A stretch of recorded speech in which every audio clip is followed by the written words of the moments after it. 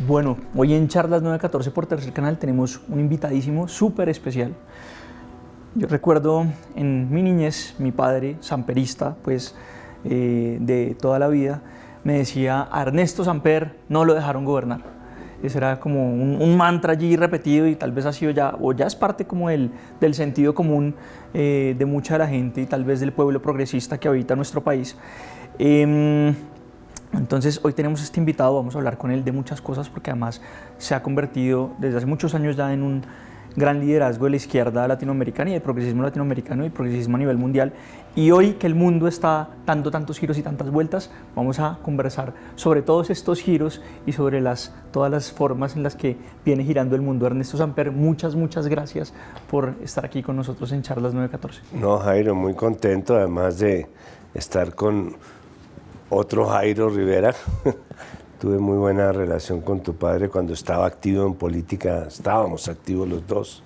Así es que, bueno, vamos a ver qué sacamos de eso, de ese antiguo Jairo Rivera. Salud por eso. Salud. Bueno, empecemos por lo siguiente. Entonces, gobierno de Ernesto Samper, 1994-1998. Hay una cantidad de regularidades, continuidades y discontinuidades en nuestro país, políticamente hablando, desde entonces hasta ahora. En el gobierno una cantidad de cosas muy interesantes, desde el CISBEN, pasando por el Plante, pasando por tal vez la mayor inversión para el magisterio, es decir, hubo elementos supremamente interesantes y hubo también muchas dificultades políticas que aún hoy persisten en Colombia. Quería que comenzáramos esta entrevista conversando sobre esas continuidades, lo que persiste desde entonces hasta ahora y todo lo que ha cambiado en el país. Bueno, yo creo que el mío fue un gobierno social. Tal vez lo que yo extrañaría hoy día, hablando de continuidades y descontinuidades, es que no existía un espacio socialdemócrata, ni entonces ni ahora. Nosotros pertenecíamos al sector progresista o de izquierda del Partido Liberal.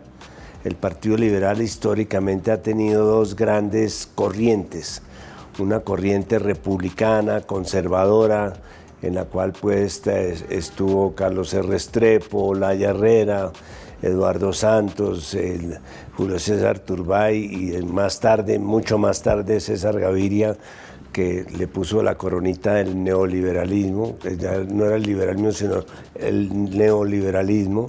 Y la otra corriente, que es la corriente progresista, en la cual estuvo Uribe, estuvo López Pumarejo, López Miquelsen, quizás algo, Carlos Lleras, y mi gobierno, que fue el último gobierno liberal. De alguna forma tomaron la regularidad de los radicales, ¿no? Del siglo XIX. Sí, pero eran gobiernos como de centro-izquierda. Lo que pasa es que si uno habla de que es liberal en Europa, piensan que es de conservador. Y si habla de que es liberal en Estados Unidos, piensan que es comunista. Nadie sabe realmente en qué consiste ser liberal. Yo diría que el Partido Liberal, desde los años 30, comenzó a construir un planteamiento socialdemócrata que se ha debido llamar en algún momento socialismo democrático y no esta cosa del liberalismo que confunde mucho. Bueno, y dentro de esas continuidades y discontinuidades, entonces tenemos esto que se extraña mucho de una construcción socialdemócrata, ¿cierto? De un país un poco más consciente sobre la posibilidad de un proyecto, digámoslo, llamémoslo como una suerte de estado de bienestar, ¿cierto? Un país con educación, salud, vivienda, etc. Pero en ese propósito, digamos, ¿cuáles han sido, en su perspectiva, las principales dificultades de los últimos 30 años?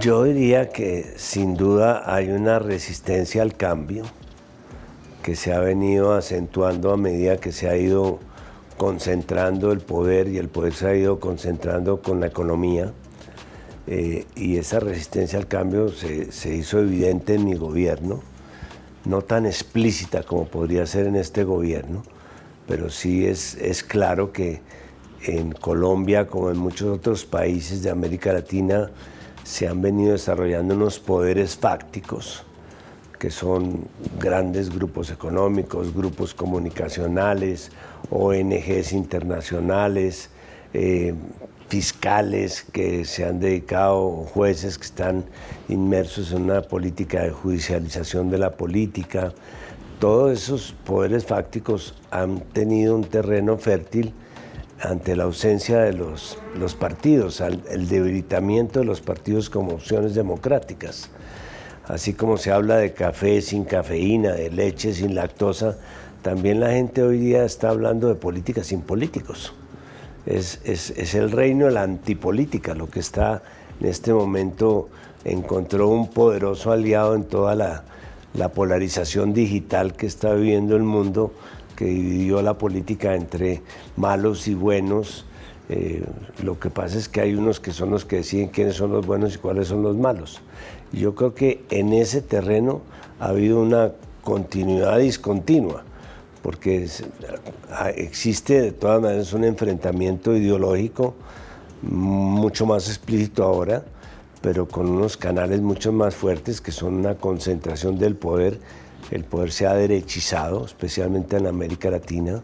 Estamos viviendo una ola de derechización, casi de neofascismo. Estamos cayendo en soluciones autoritarias, en deterioro de la democracia, concentración del poder, de las oportunidades, que son muy peligrosas porque pueden dar lugar a unas salidas autoritarias en cualquier momento.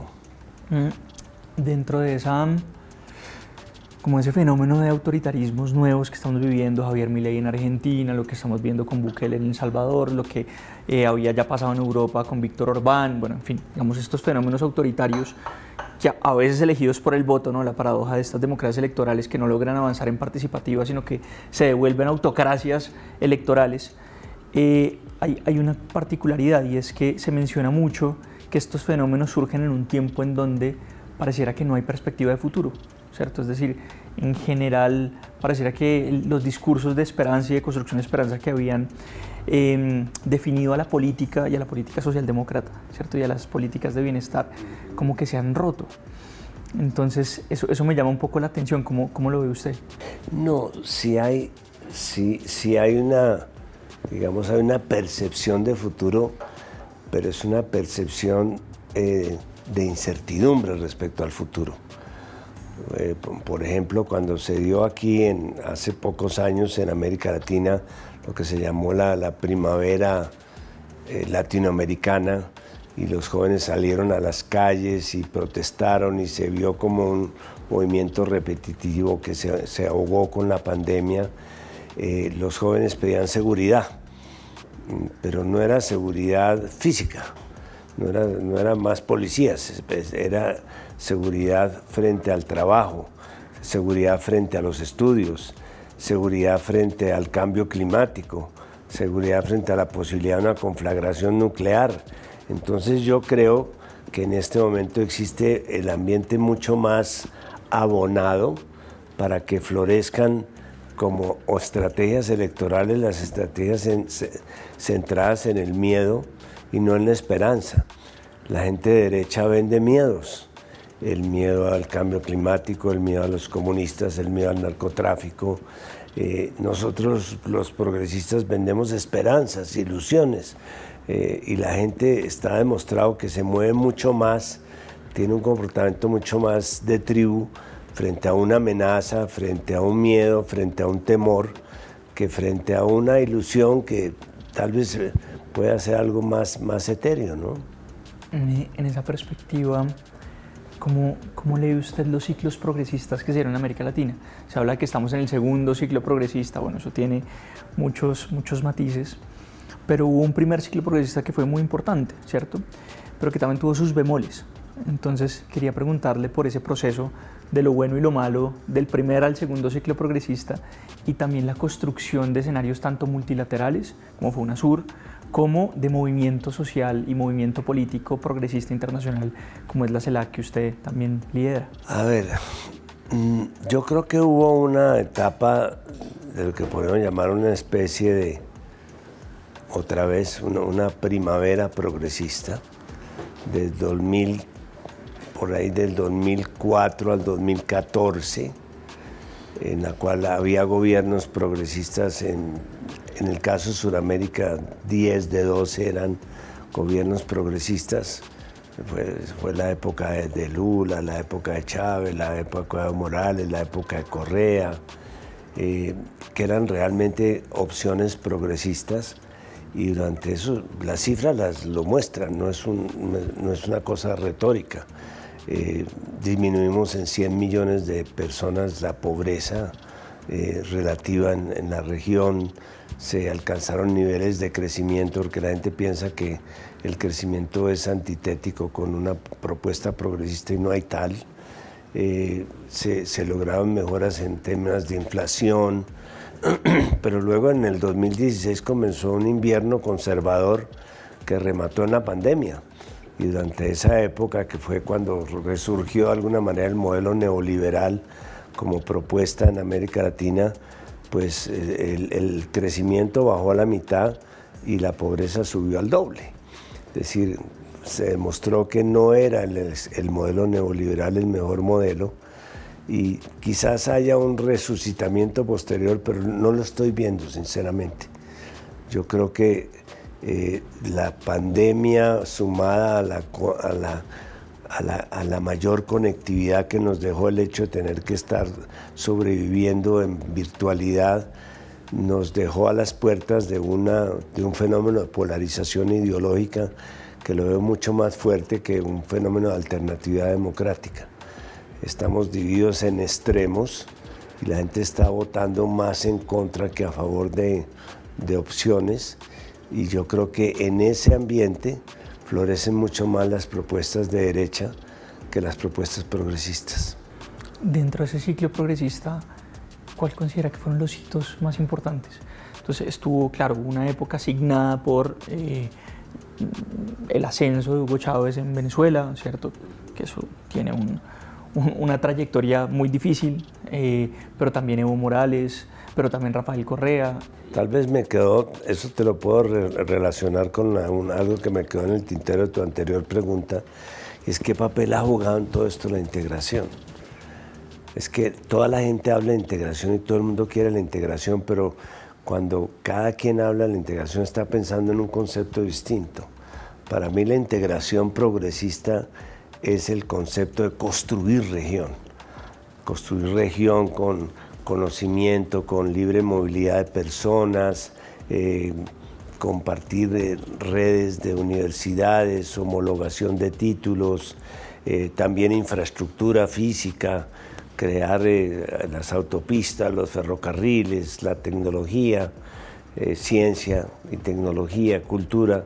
Todo eso es lo que integra un concepto complejo de integración como la construcción de una región. ¿Qué región? Ojalá fuera toda América Latina, 800 millones de personas. Yo tuve la oportunidad de vivir la región suramericana, que eran 400 millones. Pero hay otro concepto, que es el concepto de integración como libre comercio, que es el concepto, digamos, neoliberal, que es hacer acuerdos de libre comercio para rebajar aranceles, para proteger patentes, protección intelectual, para dar garantías a la inversión, para bajar los impuestos a las empresas. Ese es el concepto, digamos, que ha venido compitiendo de alguna manera en América Latina con el concepto de construcción de región, que fue el que impulsaron estos gobernantes que estuvieron del 2004 al 2014. Y ahí es donde yo creo que nos comenzamos a meter en problemas, porque los acuerdos de libre comercio es una visión hegemónica de la integración, que es la visión, digamos, interamericana que hoy podría estar defendiendo la OEA o el BID o los mismos organismos de integración interamericana que se diseñaron después de la Segunda Guerra para hacer una especie de convivencia falsa entre todas las Américas, pero con los presupuestos de la política exterior norteamericana. Y todavía hoy, a 200 años de producirse estos hechos, seguimos divididos en materia de integración entre el monroísmo, que es toda la propuesta del presidente Monroe de los años de 1820, que era América para los americanos, pero para los norteamericanos, como una forma de sacar a España e Inglaterra del paseo, y lo que fue la propuesta de Bolívar de la Carta de Jamaica, que es el bolivarianismo, que es una integración para fortalecernos como región. Ahí es donde yo creo que experiencias como la de UNASUR fue muy exitosa porque de alguna manera permitía construir región, y experiencias como la CELAC lamentablemente responde más a un concepto hegemónico de integración. Yo creo que la CELAC, que es el único mecanismo de integración que hoy día integra a los 34 países de la región, debería ser una especie de cancillería de América Latina y representarnos hacia afuera y no hacia adentro. Pero nunca había sido tan importante la integración como ahora y nunca habíamos estado tan desintegrados como ahora. ¿Para dónde va eso? Es decir, ese proyecto que ha sido tan importante y tal vez fue la gran herencia del primer ciclo progresista, ¿cierto? La posibilidad de una integración latinoamericana, de tener unas cumbres en donde los presidentes se reunían y tocaban temas que nunca se habían tocado, más allá de las salas de crisis de la OEA y demás, ¿cierto? Y eso se logró durante una época. ¿Cuál es el estado actual y el futuro de ese proceso de integración latinoamericana? Esa sí que es una pregunta difícil porque yo no podría decir que no veo líderes. Por supuesto que hay líderes jóvenes, pero lo que no veo es una concepción uniforme sobre qué debe ser la integración, que compartan esos líderes. Es decir, es más, yo creo que de alguna manera se ha abierto camino en la región algo muy peligroso, y es que las relaciones de los países son relaciones entre gobiernos y no entre estados. Eso hace que, pues como estamos viendo, la política exterior en América Latina es la política de los insultos mediáticos, de tratar de hacerle daño reputacional a los presidentes entre sí, cuando podrían estar construyendo unos consensos alrededor de temas fundamentales como el tema de la ciencia y la tecnología, el tema que se abrió camino en la época de Lula de tener de la focalización como estrategia social. Es decir, había políticas, se compartían políticas y buenas prácticas. No estoy viendo eso, no sé dónde se pueden encontrar los nuevos liderazgos que por supuesto tiene que haber en cada país. Tendrían que buscar la manera de encontrar unos consensos progresistas.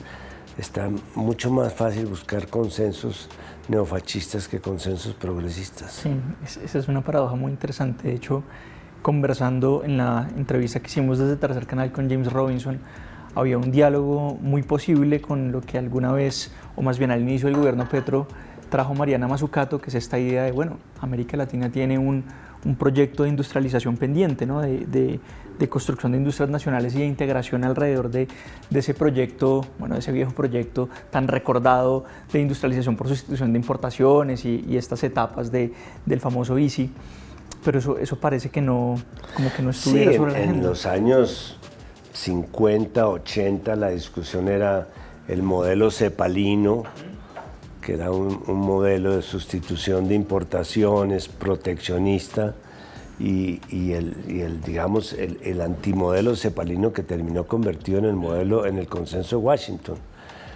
Pero había discusión sobre opciones. Y proyecto latinoamericano. Y había un proyecto que defender, o por lo menos, o no dejar hundir. Pero poco a poco superamos la etapa proteccionista, nos metimos de lleno en el consenso de Washington, fue un desastre. Luego vino la rectificación de estos gobiernos que yo mencionaba a comienzos de este siglo, con unos fuertes liderazgos políticos, con unos ideales bolivarianos, y después de la pandemia no hemos sido ni siquiera capaces de volver a la situación social en que estábamos antes de la pandemia. Todavía no hemos llegado a lo que teníamos cuando empezó la pandemia. La pospandemia ha sido un desastre, porque ni siquiera hay espacios para sentarse a hablar. Claro, hay organismos subregionales de integración, los hay. De hecho, parte de lo que nosotros pensamos que se debe proponer hoy día no es acabar con todos esos mecanismos, sino buscar una convergencia entre ellos. ¿Qué tienen en común el ALBA con Mercosur, con la Comunidad Andina, con la Asociación de Estados del Caribe, con la integración centroamericana, con la CELAC, con la UNASUR como organismos cúpulas? Hacer como aunque sea una estrategia de convergencia, para ponernos de acuerdo y sumar lo que podemos sumar, eliminar lo que podemos eliminar, e inclusive que cada uno se especialice en áreas en las cuales tiene una ventaja comparativa, que lo sugiere Robinson en su planteamiento. Y es, por ejemplo, pues dejémosle el tema amazónico a la OTCA, al Pacto Amazónico, que el ALBA se ocupe de temas relacionados, digamos, con temas el ALBA es especialista en temas de epidemias, en temas de vacunaciones, cosas de esas. Es decir, si hay manera de buscar ponernos de acuerdo, pero para eso se requiere que nos salgamos de esta idea de que aquí lo que hay es una colección de gobiernos de signos ideológicos contrapuestos, porque para esto puede ser un poco loco, pero no, la ideología no debería contar. Precisamente la integración consiste en encontrar temas no ideológicos de afinidad.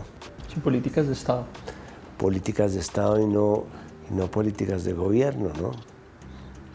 Quisiera que habláramos un poco de poder popular del partido, y que fue una tendencia muy importante a finales de los 80s, inicios de los 90s dentro del Partido Liberal, además donde se da un cisma que atravesó todos los 90s y que fue muy interesante. De hecho, vale mucho la pena ver que ese cisma fue fundamental en la política colombiana, casi que más determinante a veces que el bipartidismo clásico liberal conservador, y hubo una enemistad allí inclusive muy fuerte que usted tuvo con el expresidente también Santos, y ahora como que han vuelto a dialogar desde épocas de su gobierno, sobre todo con motivo del proceso de paz y demás. Pero quisiera que a partir de contarnos la historia del movimiento, ¿cierto?, y del estado actual, pues pudiéramos un poco repasar cómo fue esa participación política, porque hace parte vital de esa construcción socialdemócrata en Colombia. La muerte de Luis Carlos Galán aceleró en su momento un cambio generacional. Es decir, nosotros, hablo de Gaviria, hablo de Pastrana, hablo del mismo Santos, no hemos debido ser la generación que ocupó el poder en los últimos 20 o 30 años, el mismo Uribe, sino se supone que venía una generación que estaba empujando detrás de Alfonso López, de Turbay, de Carlos Lleras, que yo llamo la generación de Eastman y todos esta gente que era la generación anterior a la nuestra. Pero lo de Galán precipitó como una llegada de una nueva generación. Ahora, ¿en qué estamos? ¿En qué estamos esa nueva generación, por lo menos de liberales? Pues yo no tengo inconveniente en sentarme a conversar con Gaviria o con Santos sobre temas políticos, por ejemplo. Creo que tenemos identidades alrededor de la paz, alrededor de garantías civiles, alrededor de cambios constitucionales, el aborto, cosas relacionadas con derechos civiles y garantías sociales. Pero tenemos unas diferencias de fondo en el tema económico, en el modelo económico, porque yo sí creo que el modelo neoliberal ha sido nefasto para el Partido Liberal. Ahogó todas las posibilidades que habíamos venido reivindicando en materia de reforma agraria, por ejemplo. Está bien el tema industrial, pero en eso tengo mi diferencia con Robinson, no porque crea que no sea importante recuperar el tema industrial, sino no hemos resuelto en muchos países el tema agrícola, ni el tema de tierras. Y nosotros necesitamos aquí un Eloy Alfaro en América Latina, como decía Correa, para que si no comienza uno con la propiedad rural, como se comenzó redistribuyendo, lo dice el mismo libro de Robinson en Estados Unidos, hubo una reforma total, pues, con todos los colonos y toda la gente que llegó, pues no vamos a ser capaces de estructurar un modelo, y ahí no nos encontramos ni con Gaviria ni con Santos. Yo no creo que nosotros debiéramos, no somos parte, no hemos podido sacar adelante la CELAC y estamos en la OSD. que es un club de ricos, como pobres en un club de ricos. Cada vez que hacen una contabilidad negativa, nosotros aparecemos de campeones. Número de niños pobres, desvalidos, nosotros, Colombia, aparece campeón. Estamos donde no debíamos estar socios de la OTAN. ¿Qué es eso si ni siquiera no hemos sido capaces de volver a convocar el Consejo Suramericano de Defensa para tener una política de defensa regional? Pero sí estamos participando en la invasión de Rusia a Ucrania. Es decir, estamos por el camino equivocado y ahí no nos encontramos con él. Por eso el poder popular es una alternativa que está a la izquierda del centro, sin caer tampoco en el radicalismo. Nosotros creemos que sí se necesita abrir ese espacio, es el espacio que le está haciendo falta a Colombia. Se otorgó personalidad jurídica y una demanda, y la demanda está ante el Consejo de Estado. ¿Cómo va ese pleito? Nos piden requisitos muy formales, como por ejemplo que demostremos que teníamos una personería. Bueno, no teníamos la posibilidad de mostrarlo porque trabajamos con la personería del Partido Liberal. Y el Partido Liberal tenía unas reglas de juego en que nos confrontábamos en una convención a la cual asistían 2.000 delegados y el que ganaba pues imponía su línea, digamos. Pero ahora que, así como al nuevo liberalismo le dieron la opción, después de haber renunciado a la personería y entrar a formar parte del Partido Liberal, de salirse nuevamente del Partido Liberal y tener su propia personería como una organización de centro-derecha, pues también deberíamos nosotros tener la posibilidad, como una tendencia de centro-izquierda que viene del mismo origen, que estaba inclusive desde antes de que llegara el nuevo liberalismo, la posibilidad de convertirnos en alternativa. Bueno, lo bueno, lo malo y lo feo del gobierno de Gustavo Petro. Lo bueno es que yo creo que de alguna manera ha planteado la necesidad de que el país siga insistiendo en un cambio social. Creo que eso lo considero como un planteamiento válido. Y eso tiene una proyección a nivel internacional, que es la política internacional no es mirar hacia arriba, sino mirar hacia los semejantes. Respici similia, decían. No respici al polum, sino respici similia. Yo creo que lo malo ha sido la ejecución.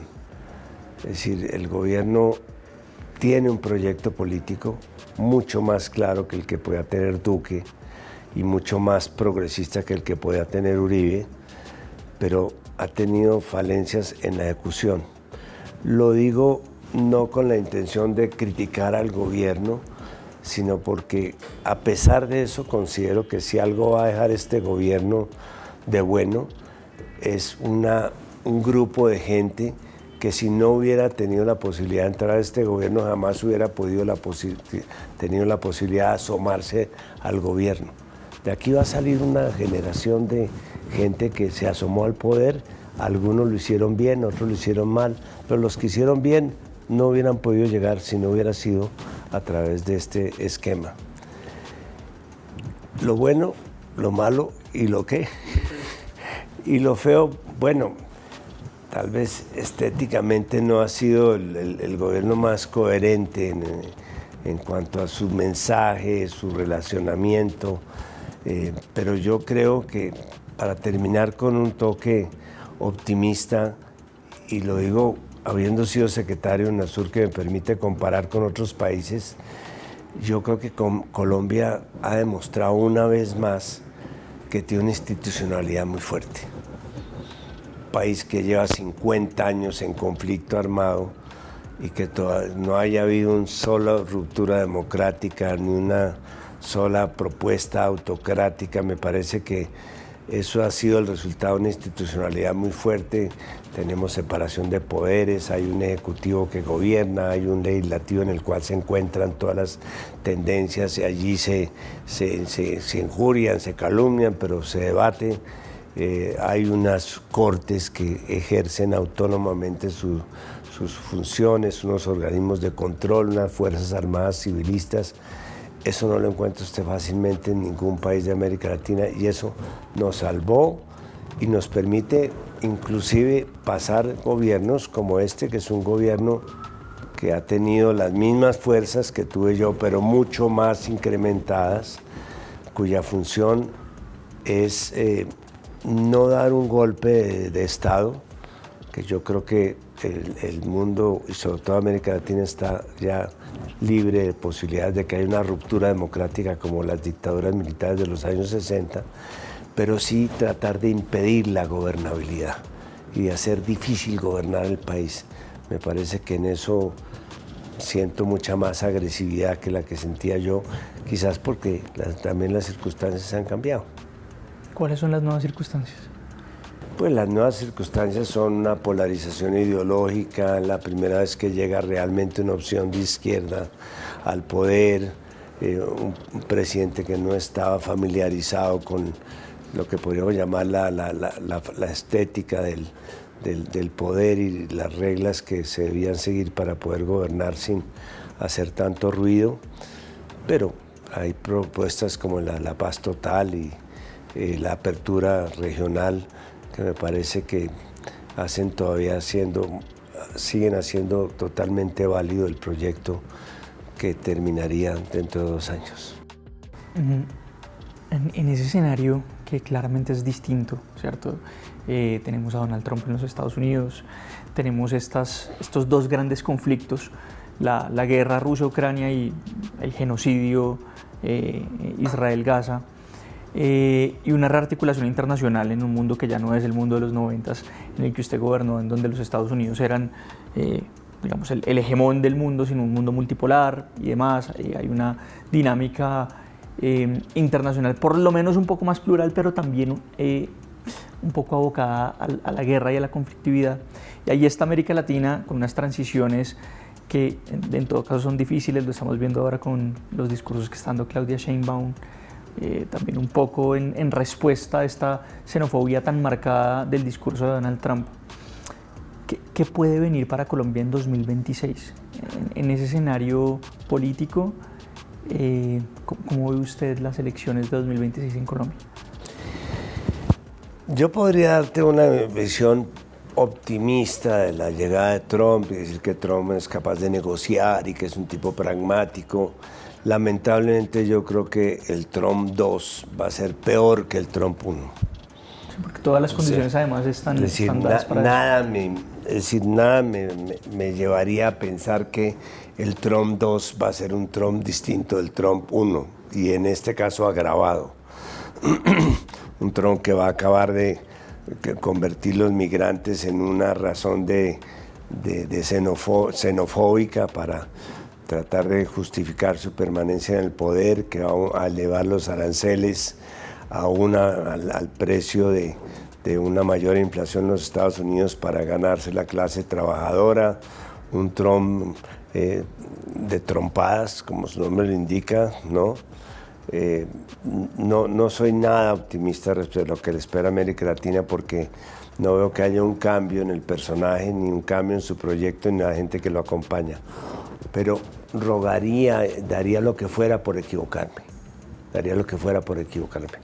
Creo que paradójicamente nos va a defender Ucrania, la guerra con Ucrania, porque de alguna manera va a valorizar el tema energético como un tema estratégicamente importante para la geopolítica de Estados Unidos y nos va a beneficiar también la fuerte presencia que tiene hoy, frente a hace 30 años aquí en América Latina, países como China, por ejemplo.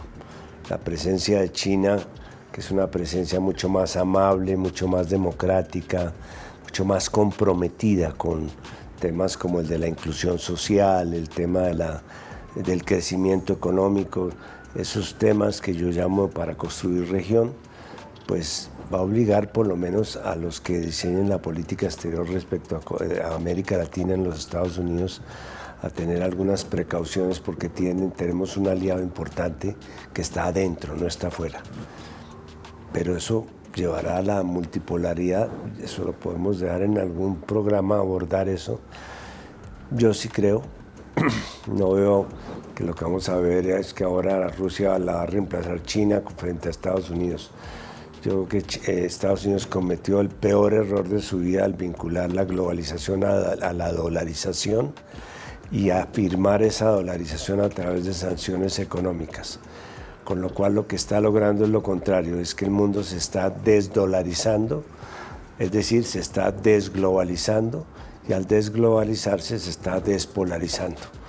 Si eso termina en un nuevo sistema de Naciones Unidas multipolar, en el cual podamos participar como bloques de países y no como países que mandan en cada región del mundo, creo que habremos avanzado civilizatoriamente mucho frente a los graves problemas que tenemos del cambio climático, del hambre y de una amenaza nuclear. Y ya en la interna, ¿para dónde puede ir Colombia? Digamos, en el escenario post-Petro 2026, ¿cómo ve usted esas elecciones? Pues hombre, es difícil hacer predicciones porque si lo que vamos a tener en el 26 es este esquema de polarización ideológica, puede pasar cualquier cosa, porque la gente va a votar contra un extremo y no a favor de una alternativa. Si logramos, que es lo que estamos tratando de hacer y lo que hemos hablado en este programa, abrir unos espacios a la derecha del centro y a la izquierda del centro, y esos espacios pueden competir democráticamente con alternativas reales de cambio, reales pero sensatas de cambio, pues seguramente vamos a tener una etapa de mayor estabilidad y de menos confrontación. La gran pregunta es, ¿cómo construir esa convergencia? ¿Cómo podríamos hacerle caminos para construir esa convergencia? Yo creo que tenemos que volver a casar el mundo, como planteaba Gaitán, el país nacional con el país político. Yo veo que la política va por un lado y la gente va por otro. Si la gente entiende que la política es una manera de que le sirve para seguir su camino o para hacerlo más rápido, pues seguramente votará por una alternativa que lo compromete y que se acerca a sus convicciones. Si no somos capaces, pues podemos terminar en dos monigotes, cada uno representando un extremo, y el país no va a sacar mayor provecho. Por último, un libro reciente que se haya leído que nos quiera recomendar. Bueno, creo que el que más me ha interesado es el de Robinson, el de ¿Por qué fracasan los países? Pero leí otro que se llama Despierto, que es un movimiento que cómo hemos nosotros, los progresistas, tribalizado la política. Estamos dedicados a trabajar por tribus, la tribu de los afros, las tribus de las mujeres, las tribus de los LGTB, y se nos ha olvidado que detrás de esas condiciones de desigualdad por tribus existe una desigualdad de clase, que es a la que tenemos que ir los sectores progresistas si queremos corregir de verdad y producir un fenómeno de inclusión. Me parece que es un libro interesante. ¿Y serie? Y sí, una película reciente, o serie también. Bueno, película, la de Almodóvar, que se llama En el cuarto al lado, creo que es una gran película. Y serie, pues sería muy inamistoso si no hablara de 100 años de soledad. La he visto con un poco de terror, porque es ver lo que uno sentía cuando estaba leyendo por primera vez de García Márquez, y 100 años de soledad me lo he leído 3 veces y son 3 libros distintos. Pero aquí pasamos del realismo mágico a la realidad de la magia, que es distinto. ¿Y qué tal hasta ahora? ¿Cómo es la valoración hasta el momento? Bueno, yo pienso que es un gran esfuerzo. Gabo siempre fue escéptico respecto a la posibilidad de llevar al cine lo que él escribía, porque él, digamos, ahí el valor no es el hilo de un relato que lo tenga uno así como las películas de vaqueros, así pendiente, sino era lo que producía en cada lector leer sus libros. y en cada uno produce una sensación distinta. Tratar de interpretar qué es lo que le debe producir a cada uno de los que está viendo la serie el libro es una tarea titánica, porque eso no lo consigue sino García Márquez y no lo conseguía sino escribiendo. Pero eso es un intento válido. Vamos a ver en qué resulta. Expresidente Ernesto Samper, muchas gracias por esta entrevista. Jairo, con mucho gusto. Mil gracias a ti.